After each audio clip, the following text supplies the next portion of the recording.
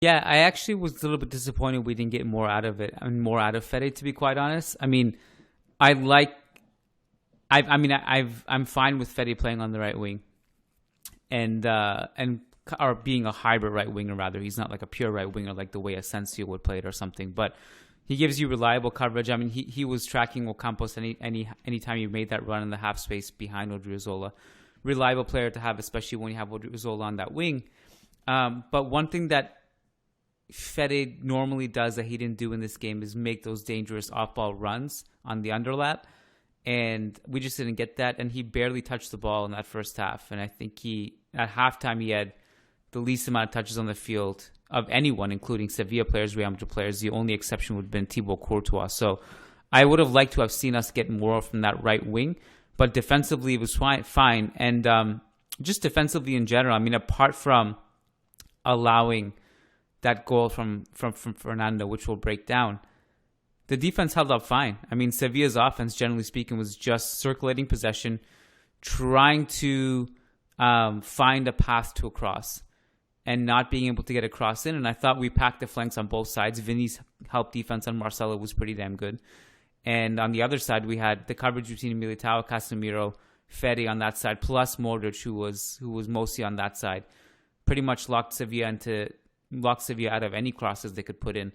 Now, it's interesting to note that, obviously they played without En-Nesyri in this game.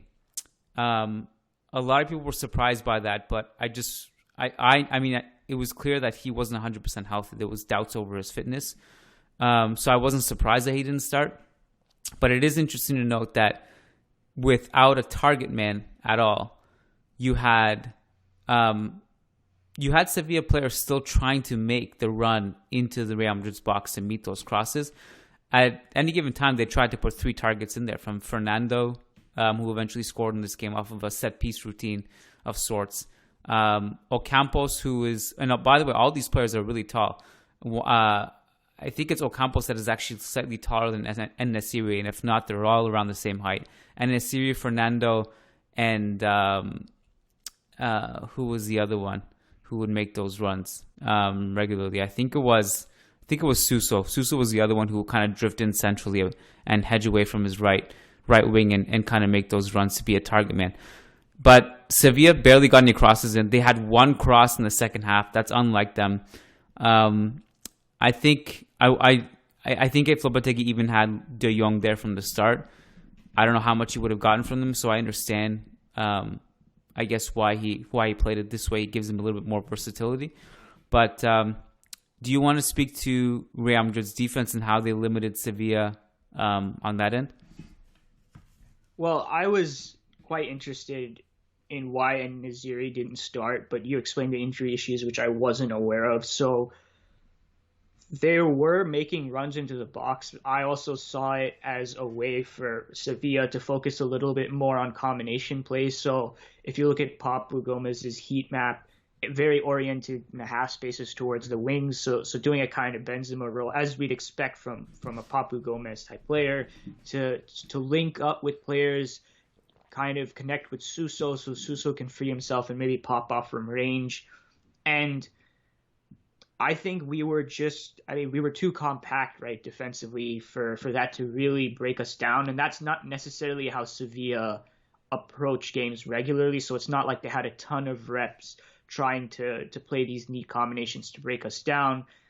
They are very, very... There's maybe not a team in the world that is more similar to us in terms of offensive approach, right? They're a brute force crossing team, as Jose described to me when we were discussing the decision to play a Papu up front in the DMs, right? Like they control games. They have a very kind of structured, well thought out, like build up patterns, right? That manages to reliably get the ball out wide, and they just pummel balls into the box. And that has all the offensive flaws that it does for us, right? Because we're a little bit more fluid. We don't have the same, I guess, like rigidity and sense of structure that Sevilla do when they build up, right? Because Casemiro is going to be roaming forward from the start of build up, whereas Sevilla might send Fernando up later, right? And it's all just a little bit more fluid as it always is for us. But ultimately, when we get to the final third, it looks very, very similar to Sevilla, where we get guys going down the overlap. We like to switch play from side to side, and we're just looking for an avenue for us to cross into the box. And teams have got better and better at defending that. And I think Real Madrid quite obviously knew what Sevilla were going to do. And from that 4-3-3, I'm generally happy with what we do defensively, right? Like at this point, players are just super comfortable in working together. They know their roles. They know when to press, who will cover them in basically all phases, right? Whether we're pressing, mid-block, low block. And within that first 20 minutes, it was basically all low block defending because Sevilla had some of the most vicious counter-pressing I've seen in pandemic ball. Like, it was nuts. They had 66% possession up until their first goal in the 22nd minute, I think. And they were just all over us, right? And they didn't actually create that much. So I think we were just we knew what was coming. We're used to how we defend from this type of structure. Fede Valverde out on the right wing helps. We had players working really hard, and just in general, we'll get to this later. But I was surprised with what our work rate was like, given that we were clearly gassed. But yeah, I mean, the one thing I was worried about was will we be able to survive this pressure and hold Sevilla off, because we basically couldn't get out of our own half except a few moments when Vinicius touched the ball because Sevilla's counterpressing was so good. And maybe this is one thing that Papu playing up top, or nominally playing up top, kind of helped them with, because he was always moving from one wing to the other. That was an extra body making that side of the pitch more compact, which allowed Sevilla to counterpress, especially down their left-hand side, which is where Papu popped up the most. So that was kind of my take the first 20 minutes or so before Sevilla scored, about how our defense dealt with it. And I think it was fine. My worry was the counterpress and whether that was going to end up punishing us. But we'll discuss why the dynamic completely flips for the rest of the game in terms of who has control and who's the one doing the counterpressing.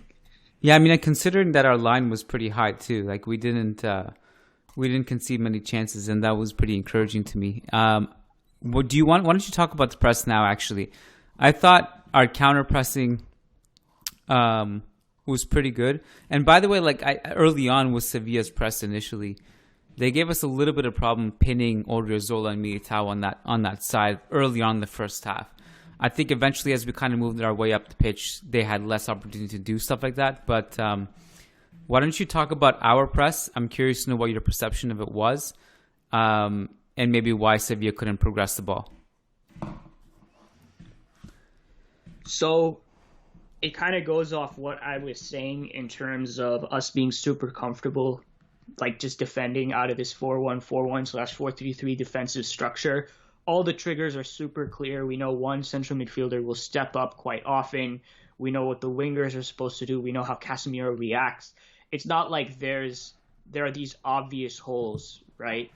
Like we saw versus Chelsea, especially in the first leg. Like all of our players know what to do from those types of situations. I was a little bit disappointed with some of the ball playing in midfield from Sevilla. Even considering that, I thought Joan Jordan made some interesting mistakes on the ball. His control wasn't that clean.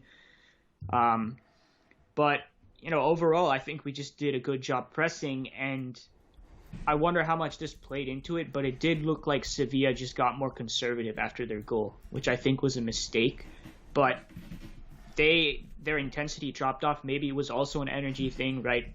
Counter-pressing that insanely and trying to maintain that level of dominance beyond 22 minutes might not be possible at this stage of the season, but it kind of reduced a little bit and just kind of settled into a rhythm of press and possess, which is what Sevilla do to other teams, what they were doing to us. And there weren't that many obvious outlets for Sevilla to find a way upfield, right? And the best opportunities they had were on the counterattack, where because our midfield and our attack was getting increasingly more fluid, this was more second half as well, where we were trying to search for a goal, and you could tell that Modric Kroos legs a little tired. Casemiro was moving very, very high, right?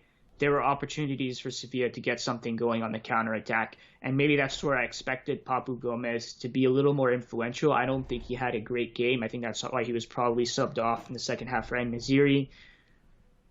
But yeah, I mean, that's just kind of my general take on it. And the one thing I add is I think Fede Valverde up pressing the fullbacks and being able to come over to the center back to adjust if needed, depending on how our structure was looking and if it was counter pressing. I think he did a remarkable job in terms of his pressing up front. I think that really helped us a lot. I think he was joint most with Marcelo for tackles in the team, which is interesting that we say Marcelo had top most tackles, but both of them had 3. I think Fede did a really good job, and just I think we were giving everything we had, especially in that second half. Like Vinicius and Benzema were pressing like monsters on some sequences, like just throwing themselves into challenges, sprinting for every duel. I don't think Modric especially looked particularly fit. I think he looked tired, but he was giving everything as he always did. And when you have that level of work rate out of a structure that we're generally comfortable with, and a Sevilla that settled into a mentality of being more conservative, at least from what I could tell. Maybe that's wrong. Maybe it was for a different reason. They couldn't control it. I think all of that comes together to create an environment where it's difficult for Sevilla to progress, especially when your main link player in Papu Gomez maybe isn't necessarily having the best game. I'd be interested to know what you think of his performance. But yeah, I'm not sure where some of that energy came from, because we were definitely physically dead. But I was impressed, especially in that second half, that we sustained it so much, even though there were some kinks in the counter press, especially in the second half. Sevilla had breakaways, though they were inefficient with it. So yeah, I think the guys really gave everything they had today, because we knew that this was our chance to get back in the title race. We might not get that chance again, and they just figured, this is it, right? Like, we might as well just treat this as the last game of the season. With Papu Gomez, I've been a little bit disappointed at overall, like in his Sevilla stint. I remember, I think it was like almost his first touch making his debut for Sevilla. He scored a long distance banger, and we all thought, wow, we already knew this was a great signing, but he was just going to come through and do stuff like that. It's crazy. And I don't know. I don't. Maybe he's not being deployed in the ideal role. Maybe he's not being used the way Atalanta used him. Maybe he spends a little bit too much playing as a left winger at times. I haven't been impressed with him in the Champions League. In that Champions League, those two games against Dortmund either. I think there was, I don't know. Maybe he just still needs to get integrated a little bit better. I'm not sure he's playing his ideal role, but even today, I barely noticed him on the field. Anytime he tried to make any of those runs, Fede usually had him in his pocket defensively. He hasn't been too strong on the ball either. And I mean, this game, I really didn't see much from him at all. Like, he had 32 touches, didn't have any shots. He had one key pass. Not much happening there. From Sevilla's like offensive stuff, you remember that first time we played Sevilla this season where we won at the Sanchez Pizjuan 1-0, and Suso kept he came off the bench and he had 3 long range shots where he would just cut it and shoot. Do you remember that? Yeah. Yeah. I remember. Was that scary for you today? I've had forgotten about that happening until I saw him cut it and shoot today in the first half. And then I remembered, oh yeah, that was a thing last game where he wasn't, because I remember asking Lopetegui about it after that game, and he was like, yeah, he gave us a jump and he wasn't fit enough to start, otherwise he would have. And then I went back and I thought, like, oh yeah, that's the thing. That's a way that they can actually generate offense when offense isn't really clicking for them. And that's really, they had that in this game very, very, very sporadically. Like, not even, I think it was like once or twice throughout the entire game. And the first time, I think, was in the first half where Real Madrid allowed him to cut inside in the 20th minute and get a shot off that was over the bar. But he did have a couple nice sequences though where he helped Sevilla progress the ball just through his movement and passing and dribbling and sprinting and all that stuff. I'm kind of hot and cold on Suso. I get annoyed with him a lot because I feel like he's so tunnel visioned at times. I also get annoyed with him because it seems like against Barca he doesn't play well, but then against us he wakes up a little bit, kind of like Luke de Jong, where he just misses every chance possible in the universe, and then against us he just gets his annual goal. But I think part of the reason why this game was annoying by the end of it, apart from the referee stuff, was that we had this and it just slipped somehow. Like I felt pretty comfortable even when we were down 1-0 that we were playing well enough that we could overcome it. The one big one was the Vinicius chance in the 6-yard box. That one stung. Like he needed to finish that. But yeah, do you want to talk about the goal we conceded?